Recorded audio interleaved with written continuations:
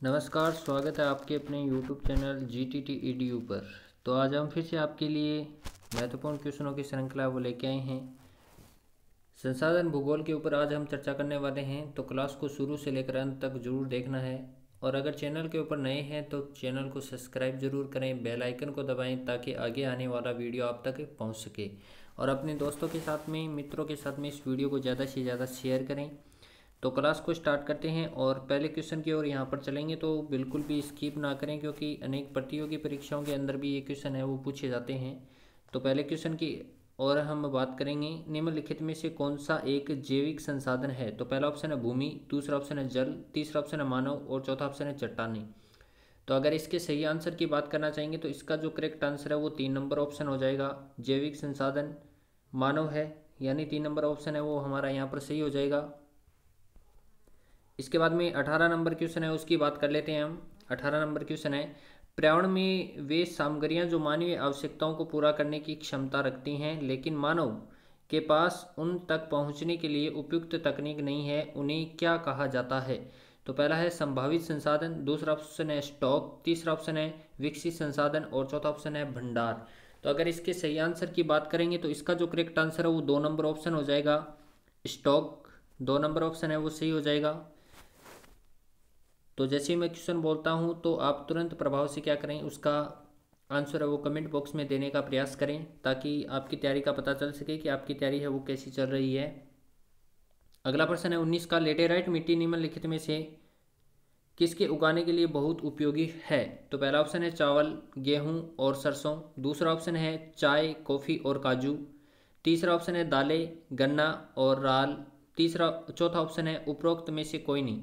तो अगर इसके सही आंसर की बात करना चाहेंगे तो इसका जो करेक्ट आंसर है वो 2 नंबर ऑप्शन हो जाएगा, चाय, कॉफ़ी और काजू। इसके लिए लेटेराइट मिट्टी क्या है, उपयोगी है। इसके बाद में अगला जो प्रश्न है उसकी बात कर लेते हैं हम। 20 नंबर प्रश्न, भारत का प्रादेशिक जल क्षेत्र कितनी दूरी तक फैला है। तो पहला ऑप्शन है 12 किलोमीटर, दूसरा ऑप्शन है 12 समुद्री मील, तीसरा ऑप्शन है 19.2 मील और चौथा ऑप्शन है 200 समुद्री मील। तो अगर इसके सही आंसर की बात करना चाहेंगे तो इसका जो करेक्ट आंसर है वो 2 नंबर ऑप्शन हो जाएगा, 12 समुद्री मील क्या है, भारत का प्रादेशिक जल क्षेत्र फैला हुआ है। इसके बाद में अगला जो प्रश्न है उसके ऊपर चर्चा कर लेते हैं, निम्नलिखित में से कौन सा जैविक संसाधनों का उदाहरण है। तो पहला ऑप्शन है चट्टान, दूसरा ऑप्शन है लोहा एस्क, तीसरा ऑप्शन है सोना और चौथा ऑप्शन है पशु। तो अगर इसके सही आंसर की बात करना चाहेंगे तो इसका जो करेक्ट आंसर है वो 4 नंबर ऑप्शन हो जाएगा, पशु। 4 नंबर ऑप्शन है वो यहाँ पर सही हो जाएगा, पशु। इसके बाद 22 नंबर क्वेश्चन है उसकी बात कर लेते हैं हम।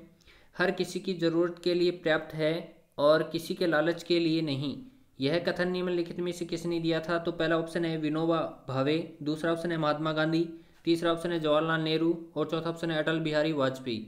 तो अगर इसके सही आंसर की बात करना चाहेंगे तो इसका जो करेक्ट आंसर है वो 2 नंबर ऑप्शन हो जाएगा, महात्मा गांधी। 2 नंबर ऑप्शन है वो हमारा यहाँ पर सही हो जाएगा, तो आपको ध्यान रखना है। इसके बाद अगला प्रश्न है 23 नंबर प्रश्न की बात कर लेते हैं हम। जिन संसाधनों के निर्माण में लंबा भूवैज्ञानिक वैज्ञानिक समय लगता है उन्हें कहा जाता है। तो पहला ऑप्शन है नवीकरणीय संसाधन, दूसरा ऑप्शन है रिजर्व, तीसरा ऑप्शन है सामुदायिक संसाधन और चौथा ऑप्शन है गैर नवीकरणीय संसाधन। तो अगर इसके सही आंसर की बात करना चाहेंगे तो इसका जो करेक्ट आंसर है वो 4 नंबर ऑप्शन हो जाएगा, गैर नवीकरणीय संसाधन है। जिन संसाधनों के निर्माण में क्या लगता है, लंबा भूवैज्ञानिक समय लगता है, उन्हें गैर नवीकरणीय संसाधन कहा जाता है। इसके बाद में अगला प्रश्न है उसकी बात कर लेते हैं, काली मिट्टी में किसकी कमी होती है। तो पहला ऑप्शन है कैल्शियम कार्बोनेट, दूसरा ऑप्शन है मैग्नीशियम, तीसरा ऑप्शन है पोटास और चौथा ऑप्शन है फास्फोरिक तत्व। तो अगर इसके सही आंसर की बात करना चाहेंगे तो इसका जो करेक्ट आंसर है वो हो जाएगा 4 नंबर ऑप्शन, फास्फोरिक तत्व है उसकी कमी होती है। ठीक है, किस में होती है, तो काली मिट्टी में क्या होती है, फास्फोरिक तत्व है उसकी क्या होती है, कमी होती है। इसके बाद में अगला प्रश्न है उसकी बात कर लेते हैं, हमारे देश में कुल निम्नीकृत भूमि है।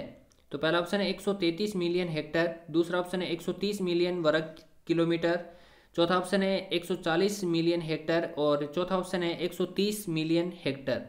तो अगर इसकी सही ऑप्शन की बात करेंगे तो इसका जो करेक्ट आंसर है वो हमारा हो जाएगा 4 नंबर ऑप्शन, 130 मिलियन हेक्टेयर क्या है, हमारे देश में कुल निम्नीकृत भूमि है। इसके बाद में अगला जो प्रश्न है उसकी बात कर लेते हैं। तो बहुत ही आसान क्वेश्चन है। कुल भूमि क्षेत्र में पर्वतों का हिस्सा है। तो पहला ऑप्शन है 30%, दूसरा ऑप्शन है 27%, तीसरा ऑप्शन है 43% और चौथा ऑप्शन है 40%। तो अगर इसके सही आंसर की बात करना चाहेंगे तो इसका जो करेक्ट आंसर है वो 1 नंबर ऑप्शन हो जाएगा। 30% भाग के ऊपर क्या है, पर्वतों का हिस्सा है। तो 1 नंबर ऑप्शन है वो हमारा यहाँ पर सही हो जाएगा।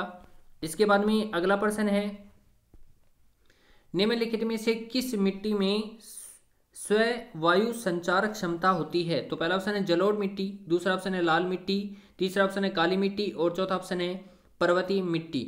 यानी वायु संचार खुद में ही होता है। तो अगर इसके सही आंसर की बात करना चाहेंगे तो इसका जो करेक्ट आंसर है वो 1 नंबर ऑप्शन हो जाएगा, जलोढ़ मिट्टी। 1 नंबर ऑप्शन है वो यहाँ पर सही हो जाएगा। जलोढ़ मिट्टी के अंदर क्या होता है, स्व वायु संचार क्षमता होती है। इसके बाद में अगला प्रश्न है उसके ऊपर चर्चा कर लेते हैं। 28 नंबर, निम्नलिखित में से कौन सा एक जैविक संसाधन नहीं है। यहाँ देखो नहीं पूछ रहा है। तो पहला ऑप्शन है वनस्पति और जीव, दूसरा ऑप्शन है चट्टानी, तीसरा ऑप्शन है मत्स्य पालन और चौथा ऑप्शन है पशुधन। तो अगर इसके सही आंसर की बात करना चाहेंगे तो इसका जो करेक्ट आंसर है वो 2 नंबर ऑप्शन हो जाएगा, चट्टानी। यानी जैविक संसाधन नहीं है तो चट्टानी नहीं है। ठीक है, 2 नंबर ऑप्शन है वो सही हो जाएगा यहाँ पर।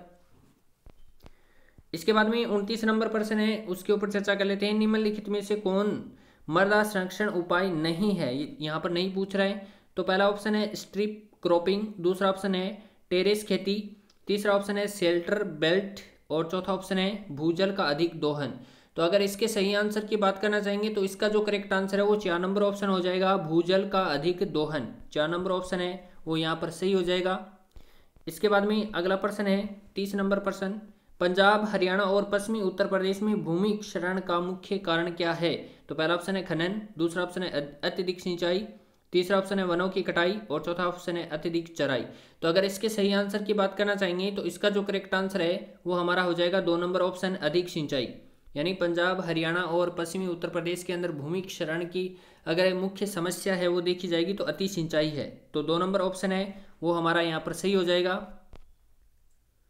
इसके बाद में अगला प्रश्न है, कौन सा ठंडा रेगिस्तान देश के बाकी हिस्सों से अपेक्षाकृत अलग है। तो पहला ऑप्शन है लेह, दूसरा ऑप्शन है कारगिल, तीसरा ऑप्शन है लद्दाख और चौथा ऑप्शन है द्रास। तो अगर इसके सही आंसर की बात करना चाहेंगे तो इसका जो करेक्ट आंसर है वो 3 नंबर ऑप्शन हो जाएगा, लद्दाख। 3 नंबर ऑप्शन क्या है, सही हो जाएगा। इसके बाद में अगला प्रश्न है आज की क्लास का लास्ट प्रश्न, तो निम्नलिखित में से कौन सा नवीकरणीय संसाधन नहीं है। यहाँ पर नहीं पूछ रहा है। तो पहला ऑप्शन है सौर ऊर्जा, दूसरा ऑप्शन है पवन ऊर्जा, तीसरा ऑप्शन है वन और चौथा ऑप्शन है जीवाश्म ईंधन। तो अगर इसके सही आंसर की बात करेंगे तो इसका जो करेक्ट आंसर है वो 4 नंबर ऑप्शन हो जाएगा, जीवाश्म ईंधन। तो क्लास को बिल्कुल भी स्किप ना करें, क्लास को शुरू से लेकर अंत तक आपको जरूर देखना है। और अगर चैनल के ऊपर नए हैं तो चैनल को सब्सक्राइब जरूर करें, बेल आइकन को दबाएं ताकि आगे आने वाला वीडियो आप तक पहुंच सके। और अपने दोस्तों के साथ में, अपने मित्रों के साथ में इस वीडियो को ज़्यादा से ज़्यादा शेयर करें। धन्यवाद।